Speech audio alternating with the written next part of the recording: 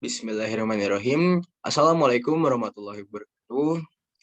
Belum memulai pembelajaran, alangkah baiknya marilah kita berdoa terlebih dahulu. Berdoa dalam hati, mulai.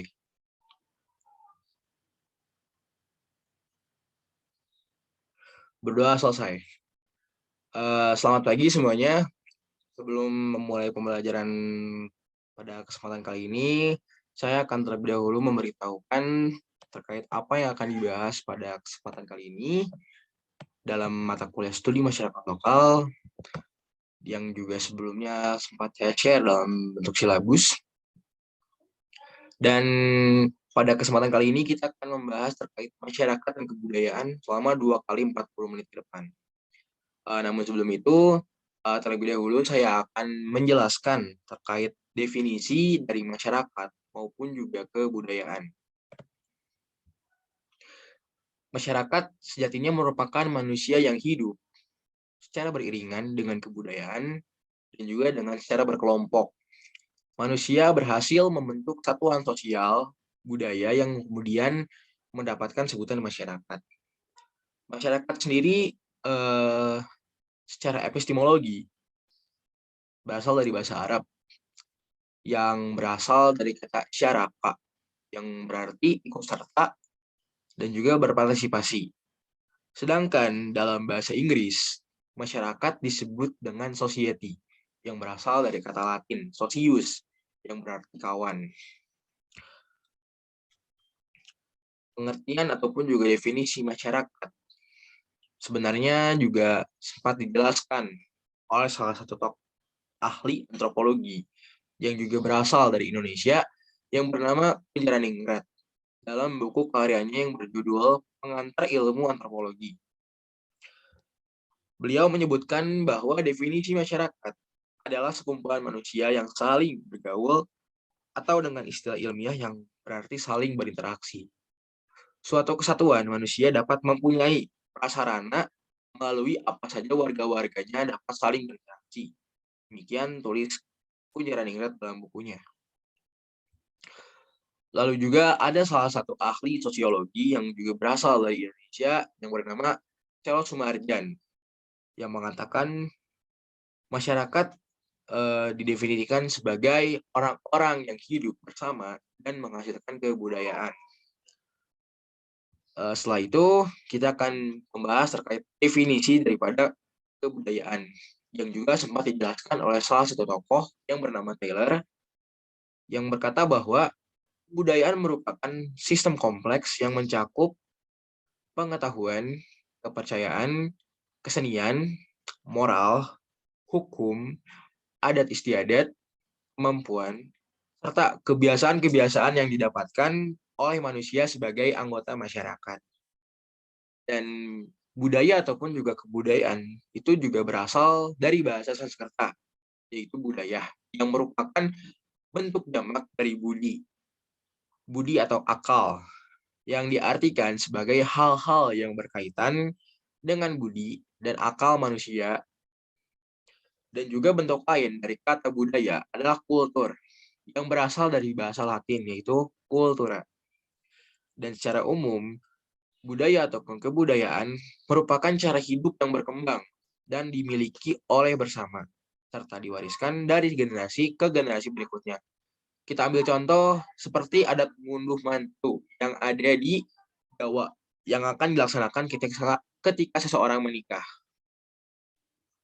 Dan juga ada salah satu tokoh yang bernama Honigman yang menjelaskan bahwa wujud suatu kebudayaan itu dibedakan menjadi 3, gagasan aktivitas, artefak, dan juga tindakan.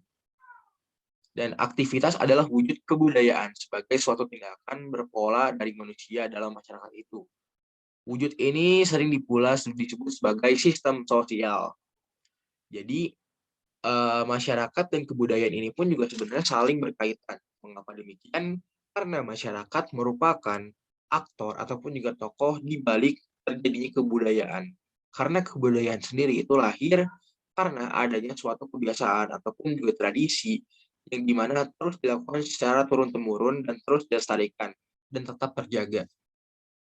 Maka dari itu, sudah saatnya bagi masyarakat Indonesia yang juga sudah terdampak oleh budaya modern, alangkah baiknya kita juga tetap melestarikan terkait kebudayaan yang juga masih berlaku dan juga masih tetap dijaga di setiap daerahnya.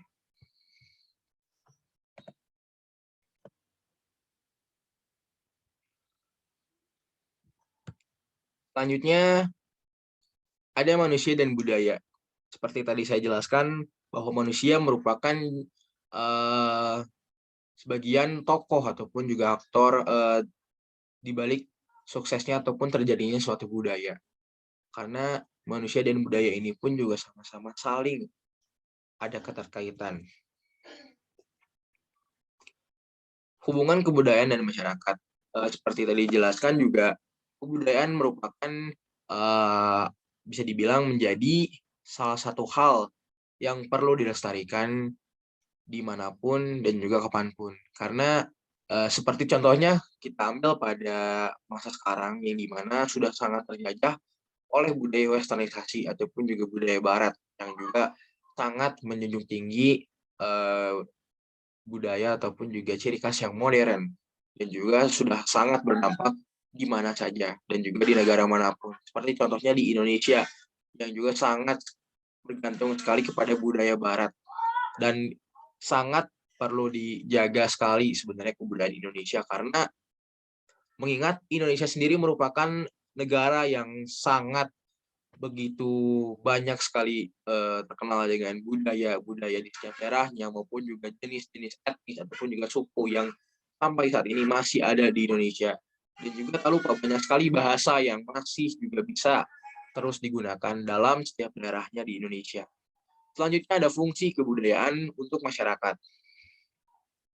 Sebenarnya fungsi kebudayaan untuk masyarakat adalah untuk mengatur manusia agar dapat mengerti bagaimana manusia agar dapat seharusnya bertindak dan berbuat untuk menentukan sikap jikalau akan berhubungan dengan orang lain ataupun juga berinteraksi dalam menjalankan hidupnya. Seperti contohnya yang telah saya paparkan dalam PowerPoint ini, bisa kalian lihat gitu. Dan juga betul sekali bahwa fungsi kebudayaan untuk melindungi diri terhadap alam. Seperti contohnya budaya yang juga sampai saat ini masih ada di Provinsi Papua yang juga di mana gunung dirawat dan juga dianggap seperti seorang ibu kandungnya sendiri. Lalu ya selanjutnya ada macam-macam kebudayaan. Kebudayaan ini ranahnya sangat luas dan juga sangat beraneka ragam. Kita ambil contoh seperti contoh di Indonesia yang menjadi salah satu macam kebudayaan di mana setiap suku mereka pasti mempunyai rumah adat dan juga upacara adat. Lalu juga ada aksara yang dimana menjadi huruf ataupun bahasa dari setiap daerah tersebut. Lalu juga ada teater ataupun drama yang dimana menjadi salah satu kesenian yang juga termasuk dalam kebudayaan tersebut. Lalu juga ada tarian. Kita ambil contoh seperti tari piring yang juga berasal dari Pulau Sumatera. Lalu juga ada lagu. Lagu bisa dibilang menjadi salah satu kesenian yang masih laris manis di Indonesia karena banyak sekali masyarakat yang juga masih mencintai budaya lokal melalui kesenian seperti contohnya melalui lagu. Seperti contoh lagu dalam suku Sunda, lagu Boboibolan Bulan. Lalu juga ada seni pertunjukan yang juga sebenarnya hampir mirip seperti teater maupun juga drama. Namun tetapi banyak sekali kesenian ataupun juga teatrikal yang juga sebenarnya ada unsur modernnya yang juga dimana menjadi akulturasi dari budaya modern maupun juga budaya lokal. Next. Selanjutnya ada kepribadian, perilaku, dan kebudayaan. Bisa dibilang kebudayaan ini pun juga menjadi seperti sebuah simbol ataupun juga seperti sebuah aturan yang dimana harus ditaati oleh siapa saja, baik itu masyarakat lokal maupun juga masyarakat luar yang sedang berada di dalam daerah tersebut yang mempunyai kebudayaan yang baik itu kental ataupun juga tidak. Namun terkait hal tersebut, tetap saja budaya harus ditaati. Mengapa demikian? Karena budaya sudah menjadi simbol bagi masyarakat tersebut untuk mentaati dan juga menjadi pembentukan sikap bagi masyarakat tersebut. Kita ambil contoh seperti budaya dalam masyarakat Baduy, baik itu budaya Baduy luar maupun juga Baduy dalam, yang dimana sangat benar-benar mencintai budaya lokal dan tidak sama sekali terjerumus ataupun dapat dikatakan terbawa oleh arus modernisasi oleh budaya barat.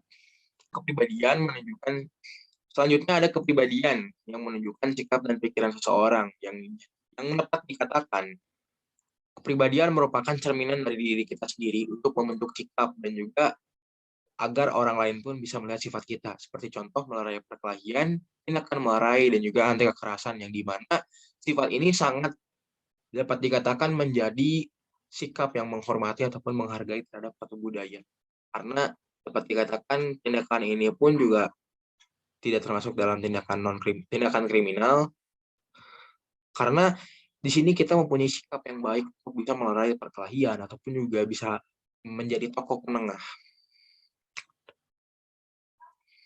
Next, budaya yang mempengaruhi. Next.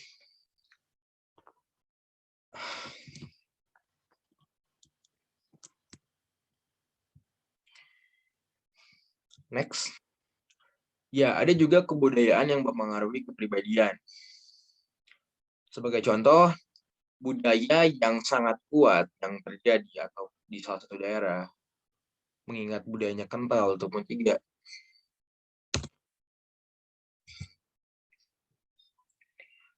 Next.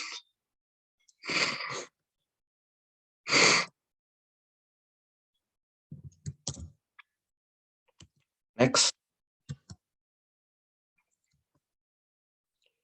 Next. Ya, ada kebudayaan dan yang mempengaruhi kepribadian. Kebudayaan yang mempengaruhi kepribadian ini dapat dikatakan menjadi salah satu bentuk kepribadian dari diri kita.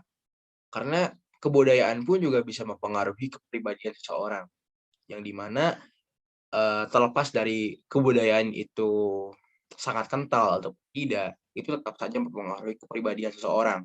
Seperti contoh, budaya yang sangat kental hingga masih terus tetap terjaga di Indonesia, seperti contohnya budaya dalam suku adat Baduy yang sangat menjunjung tinggi dan juga memegang teguh terhadap kearifan lokal yang ada dan juga tidak sama sekali terjerumus ataupun terjajah oleh budaya westernisasi ataupun juga budaya modern dari budaya barat. Dan itu pun juga tergantung kembali lagi kepada budaya yang masih berlaku dan juga tetap terjaga. Selanjutnya, yang kedua ada kebudayaan cara hidup di desa maupun di kota. Saja secara realistis sangat berbeda sekali kehidupan ataupun cara hidup di pedesaan maupun di perkotaan. Yang dimana penerapan hidup di pedesaan itu kurangnya perhatian dari pemerintah setempat terkait penerapan pendidikan yang lebih tinggi. Karena masih banyak sekali masyarakat yang hanya lulusan sekolah menengah atas ataupun juga bekerja di pedesaan. Ada pun juga yang berprofesi sebagai petani maupun juga pegawai kebun dan juga yang lainnya. Sedangkan kehidupan di perkotaan sangat-sangat mendapatkan perhatian khusus dari pemerintah setempat, yang dimana masyarakatnya banyak sekali yang juga telah menjadi lulusan sarjana, diploma, ataupun juga sekarang masih menempuh dalam jenjang pendidikan sekolah tinggi, institut, universitas, maupun juga kedinasan. Dan penerapan hidup di pedesaan maupun di perkotaan juga tentu saja sangat berdampak sekali kepada kepribadian masyarakatnya. Yang menjadi salah satu hal yang mencolok di kehidupan yang diterapkan di pedesaan adalah pernikahan dini. Sebagai contoh kita ambil salah satu orang, misalkan wanita yang di mana baru saja menyelesaikan sekolah menengah atas. Jikalau tidak mendapatkan eh, pekerjaan, kemudian akan berujung dijodohkan karena eh, krisis ekonomi yang dialami oleh keluarga yang membuatnya tidak bisa untuk melanjutkan kepada jenjang yang lebih tinggi, salah satunya universitas ataupun juga kedinasan, yang dimana membuat perceraian di tingkat pedesaan pun juga sangat tinggi daripada perkotaan, yang dimana kehidupan di perkotaan itu sangat benar-benar menjunjung tinggi full karir, yang dimana alur daripada kehidupan masyarakatnya setelah menempuh jenjang pendidikan di kuliahan akan langsung dilanjutkan kepada yang lebih tinggi ataupun juga strata 2 ataupun juga strata 3 dalam jenjang universitas. Lalu juga setelah itu akan bekerja. Berbeda sekali dengan kehidupan di pedesaan. Lalu juga ada kebudayaan khusus kelas sosial dan juga kebudayaan khusus atas dasar agama, yang dimana kebudayaan sosial ini pun juga terbentuk oleh salah satu agama. Kita ambil salah satu contoh seperti dalam agama Islam terdapat budaya yang sangat masih dilakukan oleh banyak orang. Salah satu contoh seperti yasinan ataupun juga tawasulan yang masih banyak sekali diterapkan di beberapa kota maupun di Indonesia.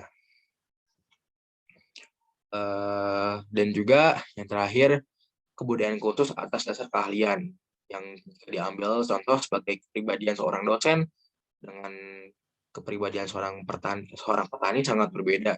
Tentu saja sangat berbeda karena dalam realitanya sendiri pun juga seorang dosen memang bekerja sebagai pemberi wawasan ataupun juga ilmunya terhadap mahasiswa atau mahasiswi, sedangkan petani yang bekerja di sawah untuk menghidupi keluarganya sendiri maupun juga masyarakat yang lain demi tanamnya padi yang nantinya akan berbentuk menjadi sebuah beras. Next, hubungan antar suku bangsa.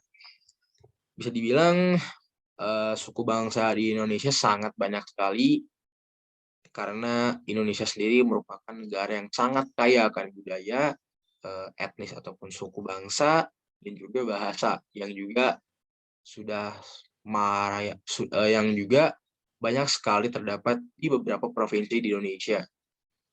Dan proses integrasi antar suku bangsa di Indonesia terjadi melalui perkawinan antar suku bangsa, baik nasional maupun internasional.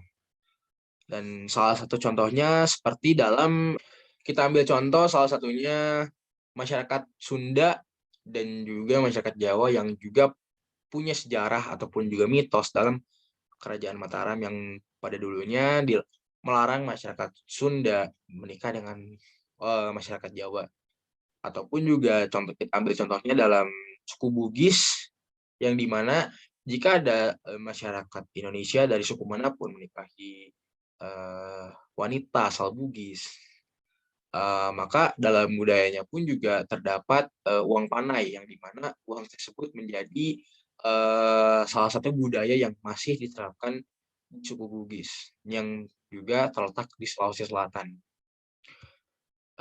Next. Ya, suku, bangsa, dan ras, agama, dan golongan memiliki latar belakang sosial budaya yang berbeda. Karena betul sekali, suku, bangsa, ras, ataupun agama juga memang mempunyai keunikan dan juga ciri khasnya masing-masing. Contoh, dalam sejarah agama Islam yang juga sebenarnya berasal dari pedagang-pedagang yang juga mulai berdatangan di Pulau Jawa ataupun juga di pulau-pulau lainnya yang juga memiliki sejarah dari kerajaan Islamnya masing-masing. Nah, terdapat sejumlah kebudayaan khusus yang masing-masing cenderung tertutup sehingga mengurangi kemungkinan timbulnya kesepakatan ataupun juga nilai konflik. Dan setiap suku bangsa pun juga mempunyai ciri khas ataupun karakter tersendiri yang dimana dalam aspek sosial maupun budaya. Konflik yang disebabkan oleh faktor budaya dipicu karena adanya ketidaksesuaian pelaksanaan norma, nilai, dan juga kepentingan sosial akibat adanya proses perubahan sosial dan pola masyarakat, sehingga pola ini pun juga yang heterogen ataupun juga multikultural.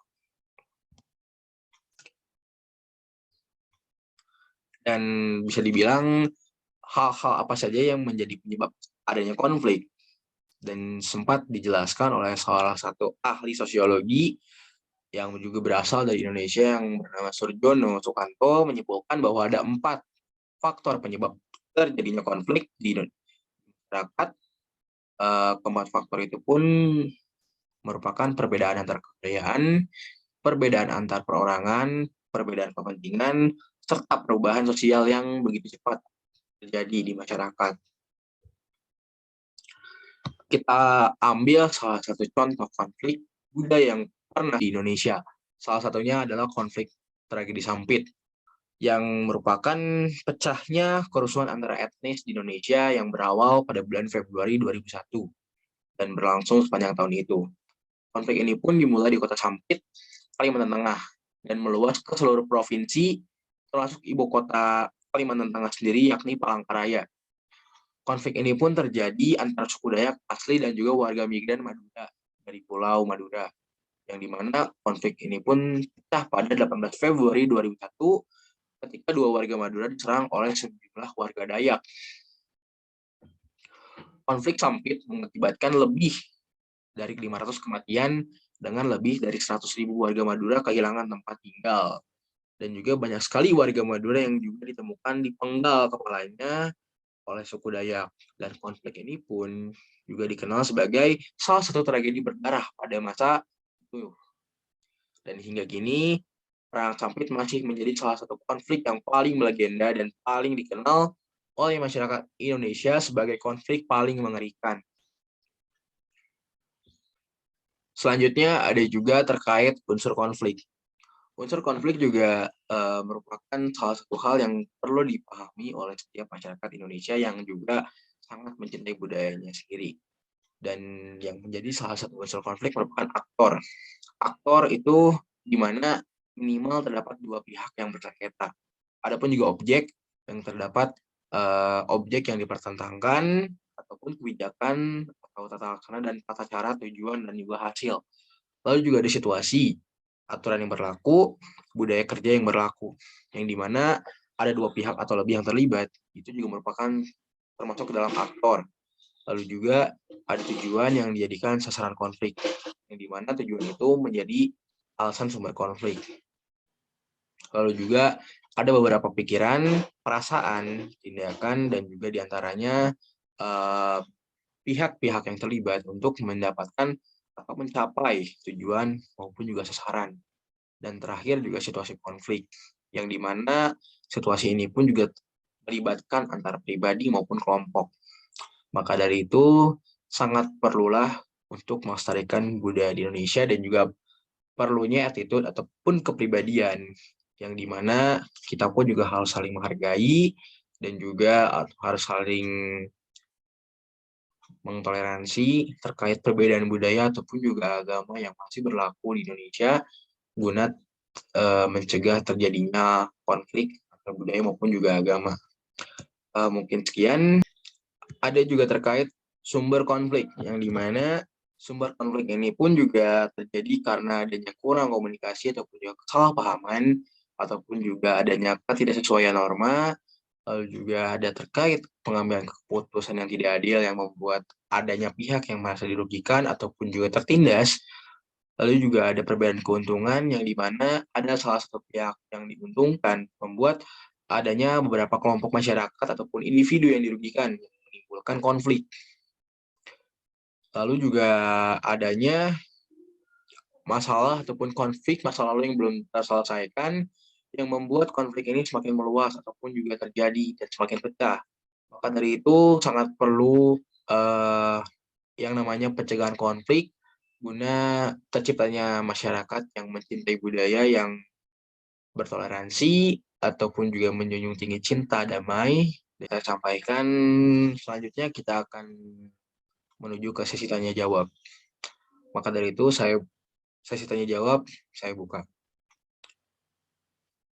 Dan baik, mungkin itu saja forum sesi tanya jawab yang baru saja tadi dilakukan, dan mungkin sekian pemaparan dari saya, dan juga waktu sudah benar-benar pas kali 2 kali 40 menit. Maka dari itu pertemuan kali ini akan saya tutup. Wallahul muwaffiq ila aqwamit thoriq. Wassalamualaikum warahmatullahi wabarakatuh.